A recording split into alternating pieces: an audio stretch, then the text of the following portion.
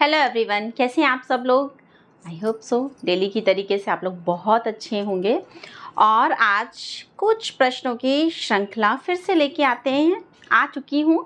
तो पहला क्वेश्चन आपको दिख रहा है, बहुत थोड़े समय के लिए, मतलब बहुत ज़्यादा लेंदी नहीं बनाऊंगी ताकि आप लोग भी बोर ना हो। जैसा कि आप पहला क्वेश्चन देख पा रहे हैं, उकड़ू बैठे हुए बुद्ध का चित्र कहाँ से प्राप्त हुआ है, जिसे हम उपनिषद कहते हैं। उपनिषद इंग्लिश वर्जन, जैसे कि आप लोग एक्सरसाइज करते हैं स्क्वाट पोजीशन रहती है, ठीक है। तो यहाँ पे ये जो प्रश्न आया है ये आपका may be central government KVS या NVS का एक प्रश्न था, उसके अंतर्गत ये प्रश्न पूछा गया है, ठीक है। मतलब रिपीट प्रश्न है, लेकिन ये अभी तक आपके जैसे यूपी का TGT वगैरह है वहाँ पर अभी आपको देखने को नहीं मिला है। तो उकड़ू बैठे हुए बुद्ध का चित्र प्राप्त हुआ है, उपनिषद कहते हैं, ठीक है। क्या कहते हैं? उपनिषद। अजंता बाग, जोगीमीरा और बादामी।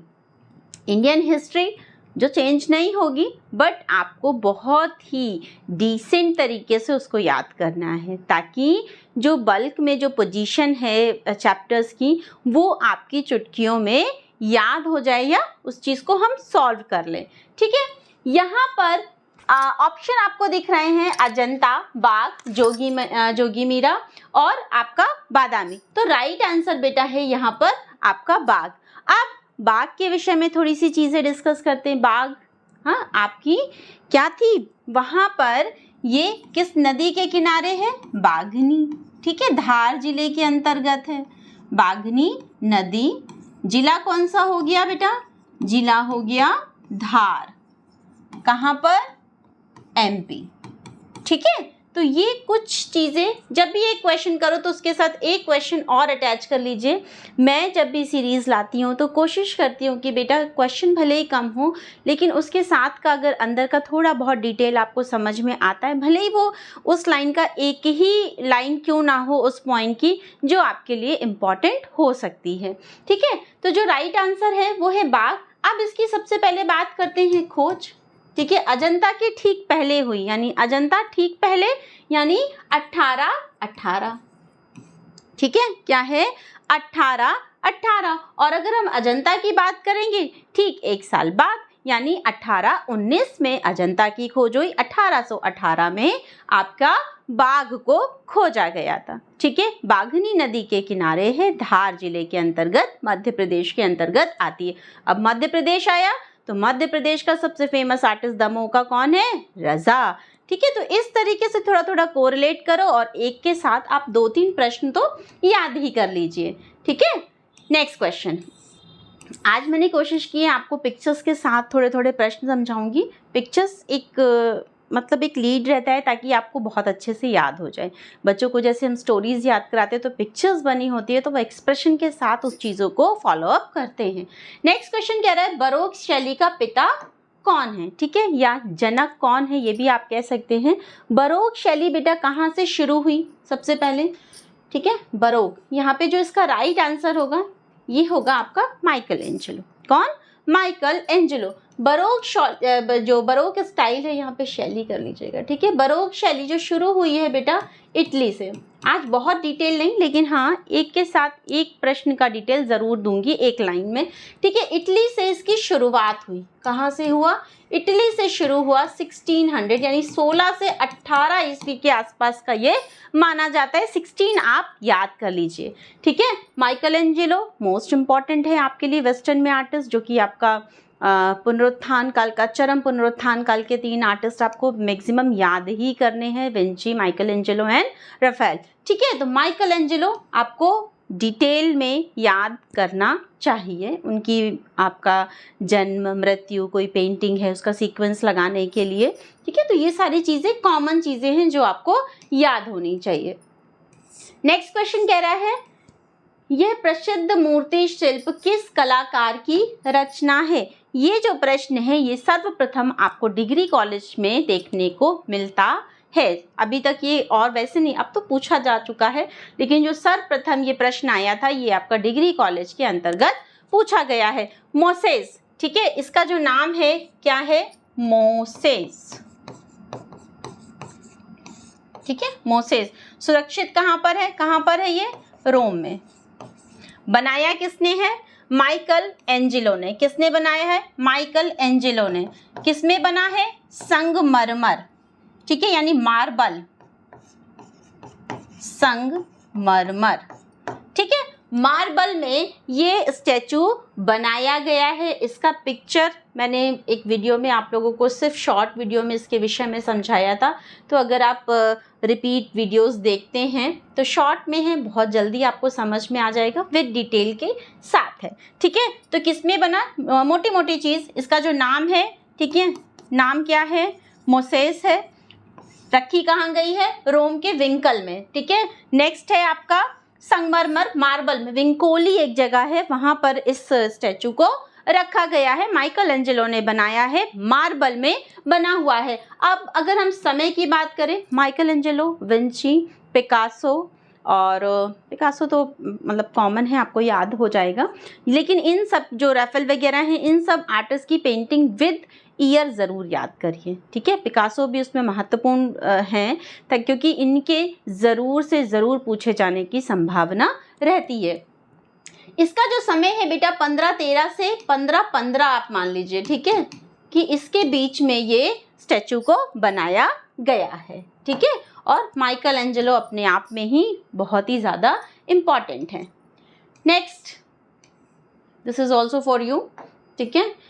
रिमाइंडर है, क्लासेस जो हैं वो आपकी मंडे से स्टार्ट होंगी और 17 तारीख तक ये जो ऑफर है ये वैलिड है। एक्चुअल जो आपको पेमेंट दिखा रहा है, ठीक है, वो है इस टाइम पे, प्रेजेंट टाइम पे टिल 17 अगस्त 3500 यानी 3500 अपना आपका यहाँ पे फीस स्ट्रक्चर है, जिसमें आपको प्री, ठीक है, GS plus subject plus mains यानी होल जो भी आपका सब्जेक्ट है वो आपका कंप्लीट कराया जाएगा, जिसमें जीएस की जो क्लासेस होगी बच्चों वो होगी अल्टरनेटिव, और हमारी जो सब्जेक्ट की क्लासेस होगी वो फुल डिटेल वीडियो रहेगा, रेगुलर रहेगा, संडे ऑफ रहेगा सिर्फ, और ये अल्टरनेटिव ये भी आपका थ्योरी में ही रहेगा, मतलब कोई भी चीज़ शॉर्ट में नहीं पढ़ाई जाएगी। चैप्टर वाइज टेस्ट होंगे, जैसे ही आपका एक चैप्टर खत्म हो जाएगा वैसे ही आपका टेस्ट पेपर आपको मिल जाएगा एनालिसिस करने के लिए कि आप कितना पढ़ रहे हैं। नेक्स्ट, ओल्ड क्वेश्चन पेपर आप लोगों को कंटिन्यू सॉल्व कराया जाएगा, ठीक है। इसके साथ आपको मेंस में जो पैटर्न वाइज कैसे लिखना है, कैसे क्या करना है, ये तो मेंस पहले प्री इम्पॉर्टेंट है, ठीक है, फिर मेंस। लेकिन वैलिडिटी आप देख सकते हैं यहाँ पे 1 साल का है। अगर क्वेश्चन पेपर आपको नहीं मतलब मिलता है या पेपर नहीं होता है, देन हम आपको 6 मंथ के लिए एक्सपेंड करेंगे, यानी 18 मंथ्स के लिए ये पूरा का पूरा प्लेटफॉर्म आपके लिए वैलिड होगा। क्लियर? लिंक आपको सक्सेस विद सुनील सर का लिंक डिस्क्रिप्शन बॉक्स में मिल जाएगा। जो बच्चे इच्छुक हो उसे डाउनलोड करिए प्ले स्टोर से जाके, जो फ्री मटेरियल है वो भी आप उसे देख सकते हैं और अपनी चीज़ों को इन्हांस कर सकते हैं, ठीक है। क्वेरी नंबर है 7510004567। जिन बच्चों को आवश्यकता लग रही है क्लास ज्वाइन करने के लिए, तो आप लोगों को क्लास ज्वाइन करनी चाहिए। मंडे से प्रॉपर क्लास स्टार्ट हो जाएगी, ओके। चलिए नेक्स्ट चलते हैं, ऑन मोनार्की ग्रंथ। ऑन मोनार्की ग्रंथ किसका है?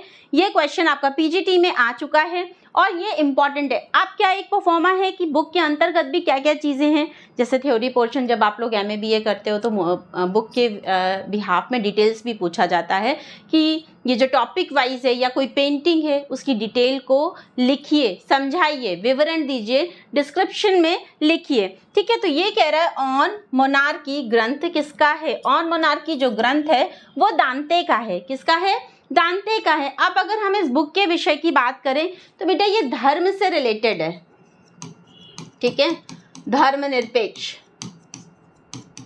ठीक है, धर्मनिरपेक्ष के अंतर्गत इसमें जो स्टोरीज है, और ये बहुत ही एक बड़ा एपिक है, ठीक है, रचना है दांते की जो बहुत ही ज़्यादा प्रचलित है। धर्मनिरपेक्ष के विषय में लिखा गया है 1313 के आसपास, ठीक है, 1313 कंप्लीट हुआ है, 1312, ठीक है, 1312 से शुरू हुआ, 1313 में इस बुक को कंप्लीट किया गया है और दांते की ये बहुत ही प्रसिद्ध रचना के रूप में हम इसे जानते हैं, ठीक है। डिवाइन कॉमेडी वगैरह भी इन्हीं की है। नेक्स्ट क्वेश्चन, ब्लो टॉर्च का प्रयोग किस चित्रकार ने किया है? What do you mean by the blow torch? ठीक है, ब्लो टॉर्च, टॉर्च यानी एक तरीके की रोशनी, हाँ, यहाँ पे आप पिक्चर्स देख रहे हैं, यहाँ पे क्या एक गैस्ट्रिक सिलेंडर टाइप मान लीजिए, और इसमें आगे से आपको फायर समझ में आ रही होगी। ब्लो टॉर्च, ब्लो मीन्स फूकना, टॉर्च आप खुद ही समझदार हैं, टॉर्च यानी किसी भी तरीके की एक तरीके का ज्वलनशील या रोशनी हो सकती है, ज्वलनशील पदार्थ हो सकता है। यहाँ पे हम पेंटिंग की बात कर रहे हैं तो इसे हम क्या कहते हैं बेटा, ब्लो टॉर्च।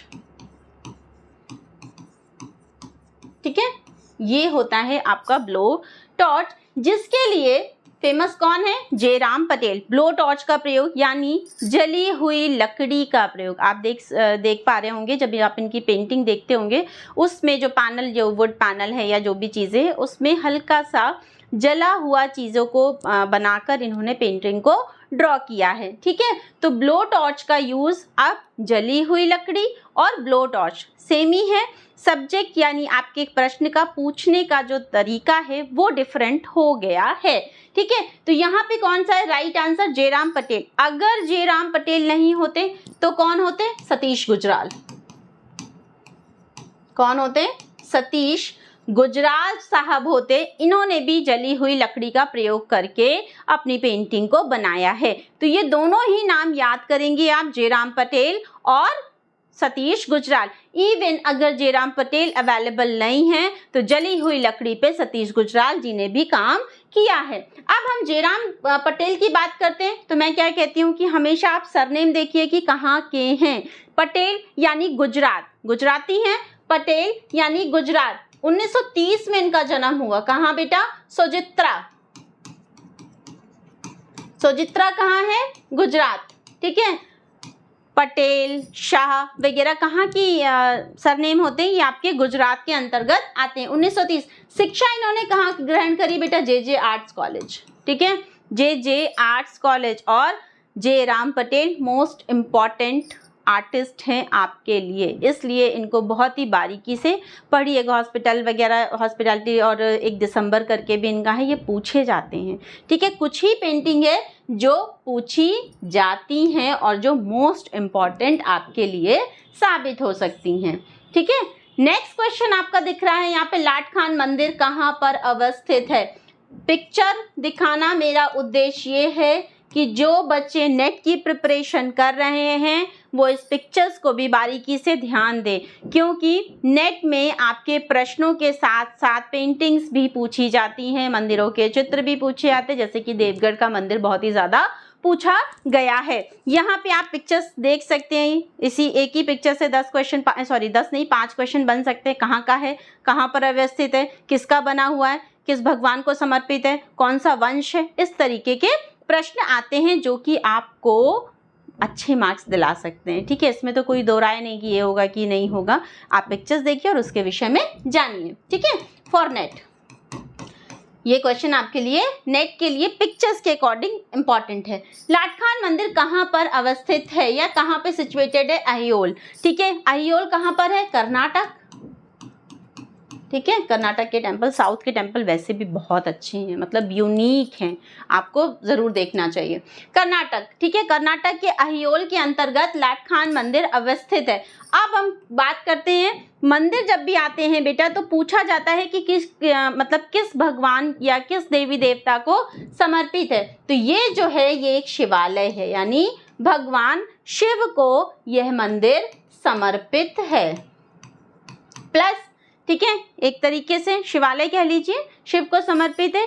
और ये इसे चालुक्य का शिव मंदिर भी कहा जाता है बेटा। ठीक है, चालुक्य का शिव मंदिर कहा जाता है। ठीक, क्लियर इतना, आई होप सो आप लोगों को कोई भी डाउट नहीं रहेगा। शॉर्ट क्वेश्चन, शॉर्ट वीडियो है, इसलिए शॉर्ट चीजें जल्दी जल्दी से डाउनलोड द माई ऐप। ठीक है, सक्सेस विद सुनील सर का ऐप प्ले स्टोर में जाकर डाउनलोड कर लीजिए।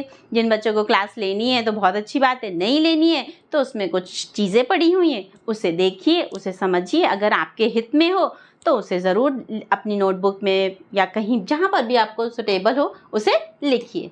ठीक है, मंडे से क्लासेस स्टार्ट होगी। अभी जो एक्चुअल आपका फीस है LT का ठीक है। LT की फीस कितनी है? 3500। अब तो ऑफर मिल रहा है ना, तो उसे ग्रैब करो, वरना कमेंट बॉक्स पूरा का पूरा भर देते हो आप लोग। हाँ, चलो नेक्स्ट क्वेश्चन क्या कह रहा है? ये पेंटिंग किस कलाकार के द्वारा बनाई गई है? यह पेंटिंग किस कलाकार के द्वारा बनाई गई है? MF हुसैन, भारती खेर, BC सान्याल या मंजीत बावा? ठीक है, इस पेंटिंग को ध्यान से देखिए और आपको फिगर समझ में आएंगे। लंबी आकृतियां हैं, ठीक है, मटका वगैरह लिए हैं। तो ये जो आकृति हैं ये किसकी हैं बेटा? किसकी बनाई हुई हैं? Mister BC Sanyal. Right answer is BC Sanyal. शताब्दी कलाकार, 100 वर्ष तक जीवित रहे हैं। इनका जन्म कब हुआ? 1902 में। ठीक है, कब हुआ? 1902 में इनका जन्म हुआ और ये मोस्ट इम्पॉर्टेंट कलाकार हैं आपके दिल्ली शिल्प चक्र के लिए भी, और शताब्दी कलाकार के रूप में हम इन्हें जानते हैं। ठीक है, शताब्दी कलाकार के रूप में हम इन्हें जानते हैं। अब इस फिगर को आप देखिए, क्या MF हुसैन इस तरीके का पिक्चर्स बनाते थे? भारती खेर एक इंस्टॉलेटर हैं, ठीक है। मंजीत बाबा बहुत ही एक अच्छे आर्टिस्ट हैं, लेकिन ये जो मंजीत बाबा यहाँ पे आप देख पा रहे हैं, ये इनकी जो पेंटिंग्स रहती थी वो अति यथार्थवाद को, मतलब उसका प्रभाव जो था वो अति यथार्थवादी थे। इनकी जो कृष्ण से बिलोंग करती हुई पेंटिंग्स है, गाय वगैरह उड़ती हुई दिखाई देती हैं। इनके चित्रों में बैगनी रंगों का प्रभाव सबसे अधिक है। आप देखिएगा इनकी पेंटिंग्स, जो बेस होगा ना वो लाइट पर्पल शेड में ही जाएगा, क्योंकि ये बसौली शैली से बहुत ही ज़्यादा इंस्पायर थे। तो इस पिक्चर्स को ध्यान में रखिएगा। BC सान्याल शताब्दी कलाकार के रूप में जाने जाते हैं और ये आपके कोलकाता आर्ट्स कॉलेज के पढ़े हुए हैं। चल नेक्स्ट, ठीक है। नेक्स्ट हम बात करते हैं पार्लियामेंट हाउस ऑफ इंडिया के बाहर स्थित गांधी प्रतिमा का निर्माण किसके द्वारा किया गया है? मोस्ट इंपॉर्टेंट प्रश्न, ये पिक्चर्स इंपॉर्टेंट है। देख के अगर आप याद करेंगे तो बेटा कभी जीवन में कोई भी चीज नहीं भूलेंगे। ठीक है, यहाँ पे राइट आंसर है राम वी सुतार। कौन है? राम वी सुतार। ये एक बहुत ही अच्छे मतलब कहते हैं ना मूर्तिकार, इनके बच्चे भी, दोनों बेटे हैं इनके, वो भी बहुत ही ज़्यादा फेमस हैं। ठीक है, और इनको 2016, पहले इनका जन्म 1925 है बेटा, महाराष्ट्र। ठीक है, और महाराष्ट्र के हैं तो ऑफकोर्स स्टडी कहाँ करेंगे? JJ arts college. स्टडी कहाँ हुई है? JJ आर्ट्स कॉलेज, यानी शिक्षा कहाँ पे ली?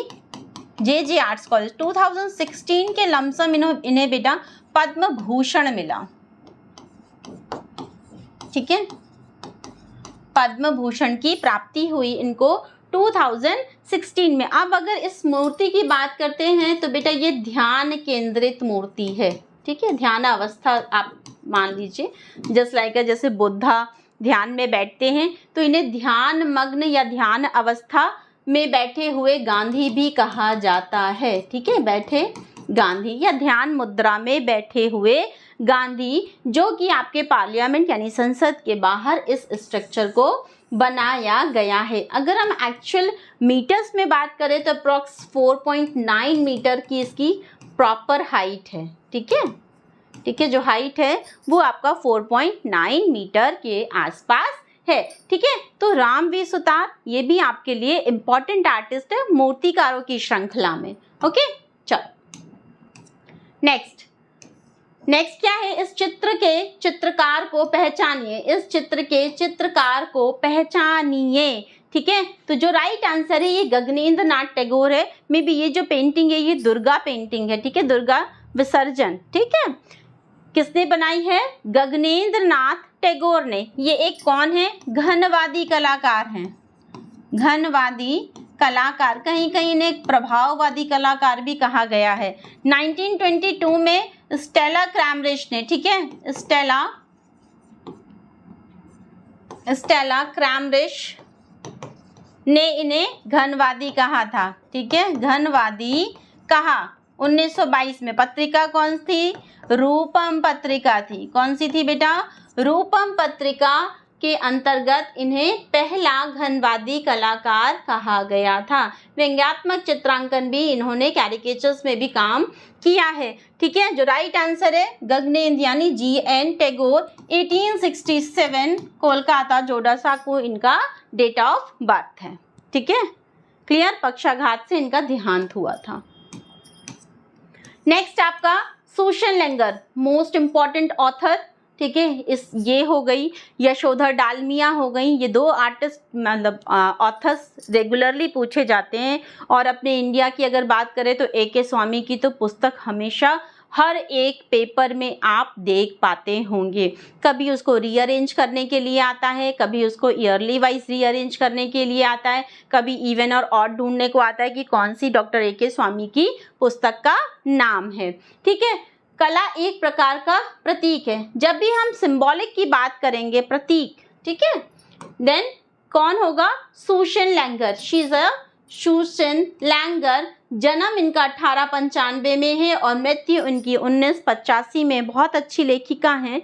इसी तरीके से आपको यशोधर डालमिया के विषय में भी पूरी की पूरी जानकारी होनी चाहिए, क्योंकि यशोधर डालमिया ने आर्टिस्ट के विषय में बहुत सारी किताबें लिखी हैं। लेकिन सुशन लेंगर एक नया उभरा हुआ नाम है एस्थेटिक के लिए। मतलब नया क्या, क्वेश्चन जब भी आ जाए तब वो हमारे लिए नए हो जाते हैं। जैसे कि यशोधर डालमिया का प्रश्न जब से आया तब से उनकी पुस्तक पर भी सभी लोग विशेष रूप से ध्यान देते हैं। जैसे इनका फीलिंग एंड फॉर्म, ठीक है, फीलिंग एंड फॉर्म इनकी पुस्तक मोस्ट इंपॉर्टेंट है। The problem of art, the problem of art, ठीक है, इनकी पुस्तक के नाम है, जिसमें कि बेटा फीलिंग एंड फॉर्म जरूर पूछी गई है। फीलिंग एंड फॉर्म जरूर पूछी गई है। प्रतीक सिंबॉलिक रूप में अगर जाने जाते हैं। एस्थेटिक के लिए इन्हें आप पढ़ सकते हैं, बहुत सारे कथन इन्होंने कहे हैं, बहुत सारी बुक्स लिखी हुई हैं। बुक्स के लिए आपको एक अलग से पेपर या चार्ट रखना चाहिए जिसमें कि फेमस ऑथर्स की बुक्स को आप लिख सकते हैं। ठीक है, चलिए नेक्स्ट पे आते हैं। नेक्स्ट है ट्रांसफॉर्मेशन बुक के लेखक कौन है। ठीक है, ट्रांसफॉर्मेशन बुक के लेखक कौन है? ट्रांसफॉर्मेशन आपका रूप प्रवर्तक। ट्रांसफॉर्मेशन क्या होता है? चेंजमेंट होता है। आजकल आप लोग रील्स देखते होंगे ना, ट्रांसफॉर्मेशन हो रहा है, ड्रेसेस रखी हैं या कोई भी मेकअप का है या कुछ भी, और किड्स के भी आते हैं ट्रांसफॉर्मेशन। ठीक है, बदलाव की बात अगर होगी तो आपका रॉजर फ्राई। यहाँ पर आपको बुक दिखाने का सिर्फ इतना ही था कि बुक का ये पेज कवर आप देखिए, तो इससे आप कभी नहीं भूलेंगे कि आपका ट्रांसफॉर्मेशन बुक किसने लिखी थी। अब ट्रांसफॉर्मेशन अगर आया तो मेरे दिमाग में ट्रांसफिगरेशन आया। ठीक है, ट्रांसफिगरेशन। अब आप लोगों का ये प्रश्न है, कमेंट बॉक्स में जाके कमेंट जरूर करिएगा, आंसर जरूर दीजिएगा। ट्रांसफिगरेशन किसकी पेंटिंग है? ठीक है, ट्रांसफिगरेशन किस कलाकार का बनाया हुआ चित्र या पेंटिंग है? रॉजर फ्राई रूपवाद। ठीक है, रूपवाद आप भूल जाते हो तो फॉर्मलाइजेशन याद रखो, एस्थेटिक में मोस्ट इंपॉर्टेंट है। ठीक है, और ये आपसे 101% पूछे जाएंगे, चाहे वो वेस्टर्न का हो, सौंदर्य शास्त्र के अंतर्गत। अगर बेटा वेस्टर्न है और आपका इंडियन है, ठीक है, इंडियन में भी आपके लिए मोस्ट इंपॉर्टेंट है, तो वो जो पोर्शन है वो आपको सेक्शन वाइज डिवाइड करके याद करना होगा, किसने कौन से कथन कहे हैं या किसी ने कोई ग्रंथ लिखा है तो वो कौन सा है, किस मतलब सौंदर्य शास्त्री ने लिखा है, इसके विषय के अंतर्गत भावों या रसों का विवेचन किया गया है तो कितने भागों में डिवाइड किया गया है, या कोई पुस्तक ऐसी लिखी गई है जो हमारे लिए इम्पॉर्टेंट है, उसके साथ में एक एक आर्टिस्ट के विषय में आपको थ्योरी में याद करना इम्पॉर्टेंट है, क्योंकि ये मैचिंग में भी आते हैं, इंडिविजुअली भी पूछे जाते हैं। कुछ आर्टिस्ट हमेशा याद होने चाहिए। ठीक है, चलिए नेक्स्ट क्वेश्चन कह रहा है डाक टिकट स्वराज मेरा जन्म सिद्ध अधिकार है कब जारी हुआ? पहली बार स्वराज मेरा जन्म सिद्ध अधिकार है किस कलाकार की पेंटिंग है? ये जो पेंटिंग है बेटा ये है M.F. हुसैन। ठीक है, M.F. हुसैन जी की है ये जो पेंटिंग बनी हुई है। जो इसका राइट आंसर है वो 1988 है। ठीक है, यहाँ पे देखिए डाक टिकट दिखाने का उद्देश्य सिर्फ इतना है। आई होप सो जब आप इस पेंटिंग को देखेंगे, इस डाक चित्र को देखेंगे तो आप भूलेंगे नहीं, आपको झट से याद आ जाएगा कि ये एम.एफ. हुसैन की पेंटिंग छापी गई थी कब, 1988। ठीक है, इस जगह पे भी आपका ईयर मेंशन है। ठीक है, ठीक है, यहाँ पे देखिए 60 पैसे का टिकट है और एम.एफ. हुसैन जी के द्वारा ये बनाया गया चित्र है। और ये चित्र कौन सा है, ये चित्र है बेटा मदर टेरेसा। ठीक है, मदर टेरेसा की सीरीज थी, उसके अंतर्गत इस चित्र को रखा गया है। और मदर टेरेसा नहीं है, ये स्वराज मेरा जन्मसिद्ध अधिकार है।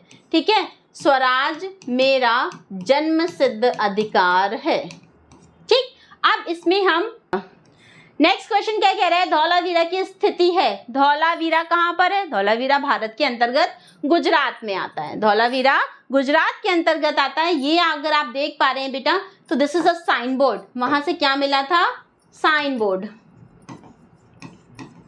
Sign board. ठीक, ये थोड़ा सा मिस है जो कि इसे यहाँ पे प्रिंट करके लगाया गया। अब इस साइन बोर्ड की बात करें, ये प्रश्न आ चुका है, DSSB में ये प्रश्न आया था। ठीक है, साइन बोर्ड ये जो बना हुआ है ये किसका बना हुआ है बेटा, जिप्सम। कहा जाता है, ठीक है, जिप्सम ऑन वुड। ठीक है, on wood panel, this is a sign board. अब इसमें पिक्चर्स की बात करें तो पिक्चर्स आप साइन बोर्ड किस लिए यूज करते हैं, या किसी चीज को रिप्रेजेंट करने के लिए। ठीक है, आप एरिया, सिटी या कोई भी ऐसा जो विच इज वेरी इंपॉर्टेंट, उसको आप इंडिकेट करने के लिए साइन बोर्ड का यूज करते हैं। ठीक है, ये एक मैन्युस्क्रिप्ट है, आप यहाँ पे देख पा रहे हैं कि 1, 2, 3 एंड 4 ये जो फिगर हैं ये रिपीट हैं। ठीक है, 4 जो चक्र हैं इसको रिपीट किया गया। ये DSSB के लिए इंपॉर्टेंट हो सकता है कि वहाँ पे बहुत अजीब अजीब से प्रश्न पूछे जाते हैं कि जो साइन बोर्ड है इसमें कितने चक्रों को कितने बार रिपीट किया गया है, तो 1, 2, 3, 4 टाइम्स। ठीक है, बाकी जो आप देख रहे हैं ये सिंबल अलग अलग चीजों को रिप्रेजेंट कर रहे हैं। धौलावीरा भारत के अंतर्गत गुजरात का एक जगह है जो कि आपके लिए इंडस वैली के लिए मोस्ट इंपॉर्टेंट पार्ट है। ठीक है, कलर चेंज करूं,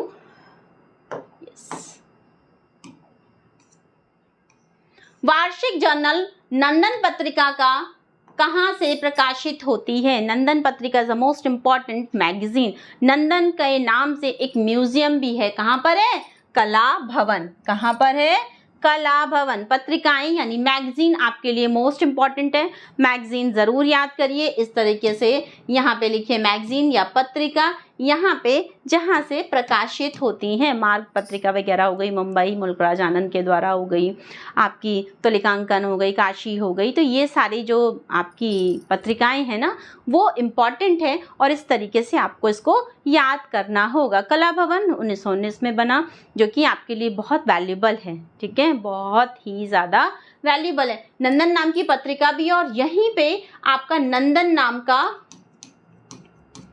म्यूजियम भी है। ठीक है, नंदन नाम का म्यूजियम भी बनाया गया है। ठीक, अगेन यहाँ पे मैं लास्ट टाइम जाते जाते आपको एक बार फिर से बताना चाहूँगी, जो क्लास है बेटा वो हमारी 18 अगस्त यानी मंडे से स्टार्ट होगी। प्री एंड मेंस बोथ आपको